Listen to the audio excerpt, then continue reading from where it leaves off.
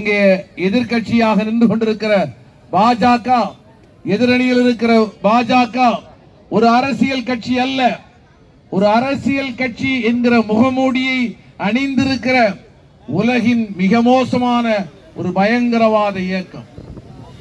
1940களிலே உலக வரலாற்றிலே காண்பதற்கு கொடூரமாக அடையாளப்படுத்தப்பட்ட ஜெர்மனியை சார்ந்த சர்வாதிகாரி ஹிட்லர் என்று அடையாளப்படுத்தப்பட்ட இந்த மோசமான ஹிட்லருடைய தத்துவங்களை பின்பற்றி சிறுபான்மை மக்களுக்கு எதிரான வெறுப்புணர்வை தூண்டுவதன் மூலமாக பெரும்பான்மை மக்களை ஒரு வகுப்புவாத உணர்வுக்குள் அணிதிரட்ட முடியும் என்கிற அந்த தத்துவத்தின் அடிப்படையில் அளவுகோலை ஒரு அதீத தேசபக்தியாக மாற்றி பழம்பெருமையை பேசி மக்களை பழமைவாதத்துக்குள் தள்ளுகிற அதே அணுகுமுறையை பின்பற்றி இந்தியாவிலே உருவாகி இருக்கிற ஒரு பயங்கரவாத இயக்கம் தான் RSS சங்பரிவார கும்பல் அமைத்திருக்கிற RSS என்கிற இயக்கம்.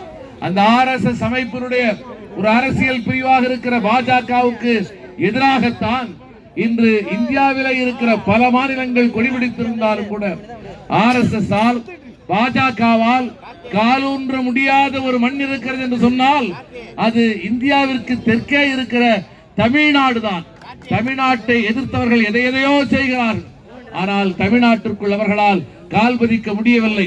அதற்கு காரணம் பகுத்தறிவு பகலவன் தந்தை பெரியார் இந்த மண்ணிலே உழைத்த உழைப்பு, பேரறிவாளர் அயோத்திதாச பண்டிதர் இந்த மண்ணிலே உழைத்த உழைப்பு, அறிஞர் அண்ணாவும் முத்தமிழறிஞர் கலைஞரும் இந்த மண்ணிலே உருவாக்கிய சமூக நீதி கொள்கைகள், அந்த சமூக நீதி கொள்கையின் விளைவாக இருக்கிற திராவிட மாடல் ஆட்சி இன்று உருவாக்கி தருகிற பல்வேறு அரசு நலத்திட்டங்கள் இவையெல்லாம் அனைத்து மக்களையும் தரம் உயர்த்துகிறது, மேல் உயர்த்துகிறது. ஆகவே இவற்றை பார்த்து சகித்துக் கொள்ள முடியாத பாசிச பாஜக அரசு தமிழகத்திற்கு எதிராக தனது கொடும் குறியை வைத்திருக்கிறது.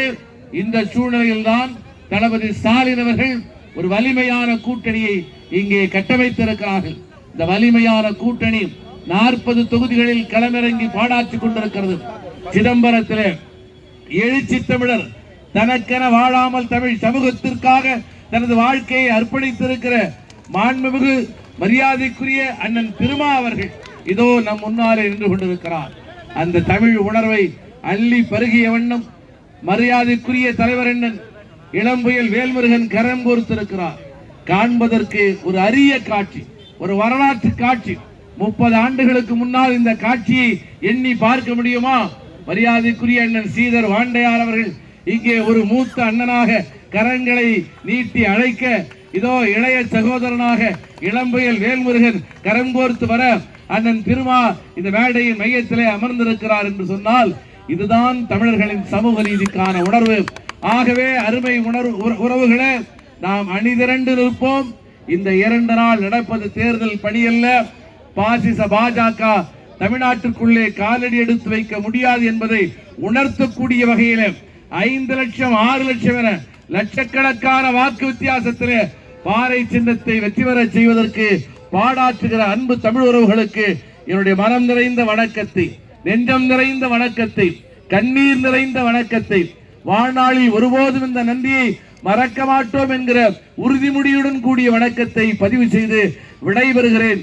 உரத்து சொல்வோம், நமது சின்னம், நமது சின்னம், வெற்றியின் சின்னம், தமிழர்களின் சின்னம். நன்றி.